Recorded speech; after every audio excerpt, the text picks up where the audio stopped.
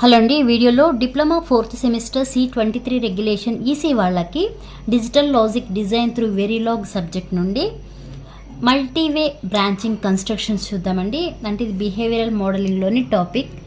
In Verilog, multiway branching is a mechanism that allows for the selection of one among multiple possible outcomes based on the value of a particular expression. Multiway, multi అంటే more than 2 కదా.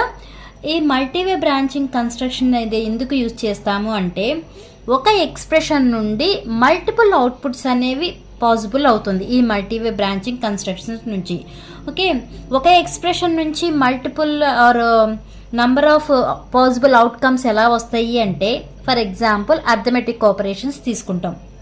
Okay, arithmetic operations అంటే just మనం ఏమన్నాను, అక్కడ నేను ఇచ్చిన operation ఏంటి, arithmetic operations అన్నాను. బట్ ఆ అర్థమెటిక్లో ఏమేమి వస్తాయి, ఎడిషన్ వస్తుంది, సబ్ట్రాక్షన్ వస్తుంది, మల్టిప్లికేషన్ వస్తుంది, అలానే డివిజన్ వస్తుంది. అంటే ఆ ఒక్క వర్డ్ నుంచి, అర్థమెటిక్ అనే 1 వర్డ్ నుంచి ఎన్ని మనకి అవుట్పుట్స్ వస్తున్నాయి అంటే ఎన్ని యూజ్ చేయొచ్చు అంటే 4 ఆప్షన్స్ చెప్పాను. Okay, addition, subtraction, multiplication, division ఇవన్నీ కూడా అర్థమెటిక్ ఆపరేషన్స్ అన్నాను. అంటే ఇప్పుడు ఇది ఎక్స్ప్రెషన్గా తీసుకుంటే ఈ ఎక్స్ప్రెషన్ నుంచి ఎన్ని అవుట్పుట్స్ వచ్చినాయి మనకి, 4 పాసిబుల్ అవుట్పుట్స్ వచ్చినాయి. అదే ఈ multiway branching constructions. Okay, that allows for the selection of one among multiple possible outcomes based on the value of a particular expression. అంటే ఒక పర్టికులర్ ఎక్స్ప్రెషన్ నుంచి మల్టిపుల్ పాసిబుల్ అవుట్కమ్స్ అనేవి వస్తాయి. That is the multiway branching constructs. అది దేని వల్ల possible అవుతుంది అంటే కేస్ స్టేట్మెంట్ వల్ల పాసిబుల్ అవుతుంది. This is typically done using the case statement. ఆ కేస్ స్టేట్మెంట్ వల్ల పాసిబుల్ అవుతుంది. అండ్ ఆల్సో ప్రొవైడ్స్, అంటే Verilog also provides case X and case Z statements. ఈ కేస్ స్టేట్మెంట్స్తో పాటు వెరీలాగ్ అనేది కేస్ ఎక్స్ స్టేట్మెంట్ అలానే కేస్ జెడ్ స్టేట్మెంట్స్ అనేటిని ప్రొవైడ్ చేసింది.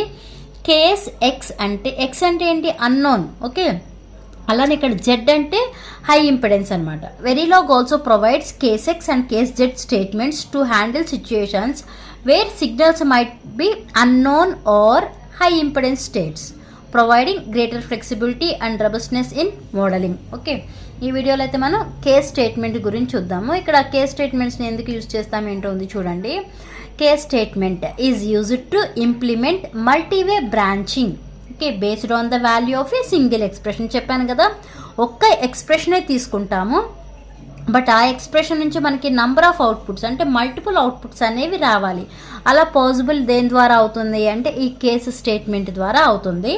It allows you to specify different actions for different values.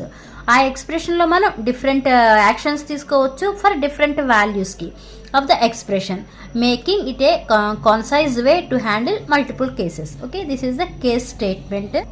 ఈ case statement అనేది దేనికి సిమిలర్గా ఉంటుందంటే, మీరు ఆల్రెడీ సి లాంగ్వేజ్ నేర్చుకున్నారు కదా, ఆ సి లాంగ్వేజ్లో స్విచ్ స్టేట్మెంట్స్ ఉన్నాయి కదా. ఓకే, ఆ సి లాంగ్వేజ్లో స్విచ్ స్టేట్మెంట్ ఎలా ఉంటుందో ఇక్కడ కేస్ స్టేట్మెంట్ కూడా అలాగే ఉంటుంది. అంటే ఇక్కడ ఎలా రాయొచ్చు, case statements works exactly with the switch statement in C language అని రాసుకోవచ్చు. ఇప్పుడు నేనేమన్నాను, సింగిల్ ఎక్స్ప్రెషన్ అన్నాను కదా. ఫర్ ఎగ్జాంపుల్ ఇక్కడ కేస్ అని రాస్తాము, ఇక్కడ ఒక ఎక్స్ప్రెషన్ అన్నాను. ఏమన్నాను ఇక్కడ నేను, ఏఎల్యూ అన్నాను. ఏఎల్యూ అంటే ఏంటి, arithmetic and logical operations. Okay, ఇది ఒక ఎక్స్ప్రెషన్ తీసుకున్నాను. ఇక్కడ ఈ ఎక్స్ప్రెషన్ నుంచి మనకి ఏం రావాలి, మల్టిపుల్ అవుట్పుట్స్ అనేవి రావాలి. ఇక్కడ నేను ఎలా రాస్తున్నానంటే 2 digit. Okay, 2 digit y equal to, ఇక్కడ ఏమని రాస్తున్నాను, ఎక్స్ ప్లస్ జెడ్ అని రాస్తున్నాను. అలానే 2 digit y equal to X minus Z రాస్తున్నాను. అలానే 2 digit y equal to X ఇలా రాశాను. అంటే మీనింగ్ ఏంటి, ఇక్కడ మనం అర్థమెటిక్ ఆపరేషన్స్లో, అర్థమెటిక్ అని చెప్పాను కదా, ఎడిషన్, సబ్ట్రాక్షన్, మల్టిప్లికేషన్ ఇవన్నీ వస్తాయని, ఇక్కడ y ఈక్వల్ టు ఏమని రాసాము, ఎక్స్ ప్లస్ జెడ్ అని రాసాం. ఓకే, అంటే ఇక్కడ ఎన్ని ఇన్పుట్స్ తీసుకున్నట్టు, ఎన్ని అవుట్పుట్స్ తీసుకున్నాము, ఈ ఎక్స్ జెడ్ అనేవి ఇన్పుట్స్, ఈ y అనేది అవుట్పుట్. ఇక్కడ 2 డిజిట్ అన్నాను, అంటే 2 ఇన్పుట్స్ తీసుకున్నట్టు.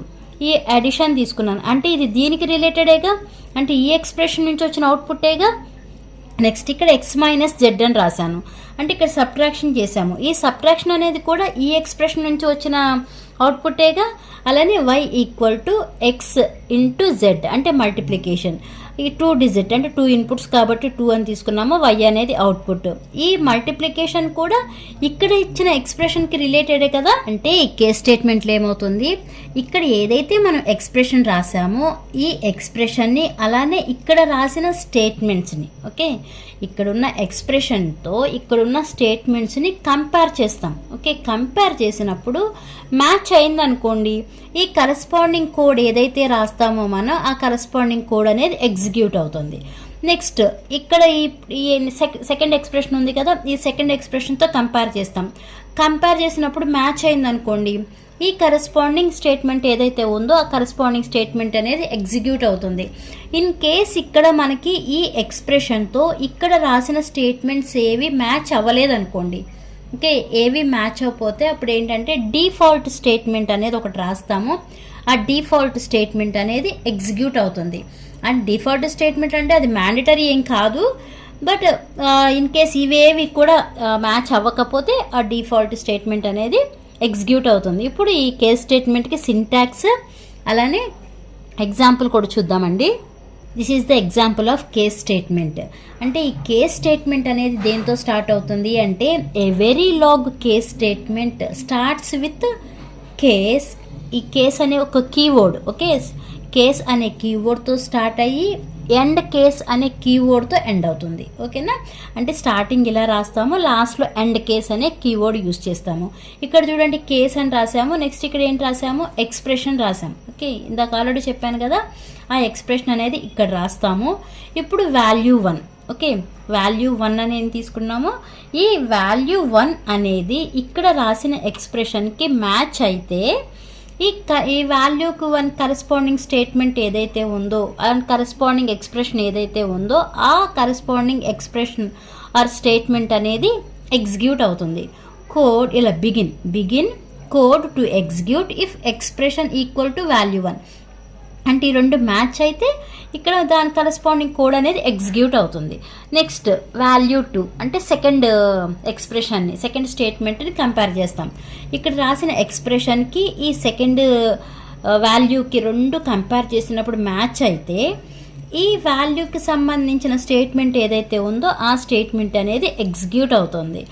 బట్ ఈ రాసిన ఎక్స్ప్రెషన్కిను ఇక్కడ రాసిన వాల్యూ 1 వాల్యూ 2 అన్నాం కదా, is nothing but value 1 value 2 అంటే ఇందాక రాసాం కదా మన కింద ఎక్స్ప్రెషన్స్ అవన్నమాట. ఈ రెండు కూడా ఈ మ్యాచ్ అవ్వలేదనుకోండి ఈ ఎక్స్ప్రెషన్తో, అప్పుడేమవుతుందంటే డిఫాల్ట్ స్టేట్మెంట్ అనేది ఎగ్జిక్యూట్ అవుతుంది. అంటే ఇలా రాస్తాం, డిఫాల్ట్ అని రాసి begin code to execute if expression matches none of the values. అంటే పైనున్న ఏ వాల్యూస్తో కూడా ఎక్స్ప్రెషన్ అనేది మ్యాచ్ అవ్వకపోతే ఇక్కడ డిఫాల్ట్ స్టేట్మెంట్ ఏదైతే ఉందో ఆ డిఫాల్ట్ స్టేట్మెంట్ అనేది ఎగ్జిక్యూట్ అవుతుంది. నెక్స్ట్ ఎండ్, ఇక్కడ బిగిన్ రాసాము కదా, ఇది ఎండ్, లాస్ట్లో ఎండ్ కేస్ చెప్పాను కదా. Verilog case statement starts with case keyword and ends with the end case keyword. Okay, ఇది మీకు సింటాక్స్. ఇప్పుడు దీనికి ఎగ్జాంపుల్ చూద్దాం. Okay, this is the example of case statement. Module case statement కాబట్టి ఇక్కడ మనం తీసుకున్నది ఎగ్జాంపుల్ కాబట్టి ఇది మాడ్యూల్ నేమ్ అనుకోవాలి. Case example. ఇక్కడ పోర్ట్స్ని ఇనిషియలైజ్ చేస్తాము. ఇక్కడ ఇన్పుట్ 2 down to 0 అంటే ఎన్ని inputs, 3 inputs. Next output register 7 down to 0 అన్నాం, అంటే మీనింగ్ అవుట్పుట్ అనేది 8 bit అవుట్పుట్ అనమాట. ఇన్పుట్ ఏమో 3 bit. ఆటోమేటిక్ మీకు తెలుసు కదా, 3 ఇన్పుట్స్ తీసుకుంటే 2 ఈక్వల్ ఏమవుతుంది, 8 అవుట్పుట్స్ అవుతుంది. అందుకే 7 down to 0 అంటే 8 అవుట్పుట్స్ డేటా అవుట్. ఇక్కడికి పోర్ట్స్ అనేవి ఇనిషియలైజ్ అయిపోయి ఇలా సెమీకోలన్ పెడతాము. ఇక్కడ మనం ఆల్వేస్ బ్లాక్ అనేది యూజ్ చేసాము. ఆల్వేస్ @ ఈ స్టార్ అంటే ఏమని చెప్పాను, ఇన్పుట్ లిస్ట్. ఓకే, ఆ ఇన్పుట్ లిస్ట్లో ఉన్న వాల్యూస్ అనేవి చేంజ్ అయినప్పుడు మనకి స్టేట్మెంట్స్ అనేవి ఎగ్జిక్యూట్ అవుతూ ఉంటాయి. నెక్స్ట్ ఇలా బిగిన్ అని పెడతాము. నెక్స్ట్ కేస్, ఇక్కడ సెలెక్టెడ్ ఇన్పుట్ అనమాట. అంటే ఈ case statement evaluates the selected input signal. ఈ మొత్తం కూడా మనకి డేటా అవుట్పుట్స్ అన్ని దేని మీద డిపెండ్ అయి ఉంటుంది అంటే ఈ సెలెక్టెడ్ ఇన్పుట్ సిగ్నల్ మీద డిపెండ్ అయి ఉంటుంది. ఇక్కడ మనం చూసుకుంటే ఎన్ని ఇన్పుట్స్ ఉన్నాయని చెప్పాను, 3 ఇన్పుట్స్ అన్నాను కదా. ఇక్కడ 3 ఇన్పుట్స్ అంటే 00 నుంచి 11 వరకు అలా తీసుకుంటాం కదా, అంటే ఇది 3 bit అనమాట. 3 ఇన్పుట్స్ కాబట్టి 3 బి అంటే బిట్, ఆ 3 బిట్స్ 0 0 0.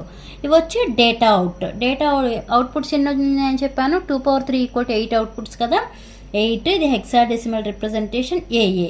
అంటే ఇక్కడ ఇచ్చిన మనకి ఇన్పుట్ సెలెక్టెడ్ ఇన్పుట్ మీద బేస్ చేసుకుని మనకి డిఫరెంట్ వాల్యూస్ అనేవి డేటా అవుట్కి అసైన్ చేస్తాం. అంటే depending on the value of selected the data out is assigned different values. అంటే ఈ వాల్యూస్ అనేవి ఈ డేటా అవుట్కి అసైన్ చేస్తాము.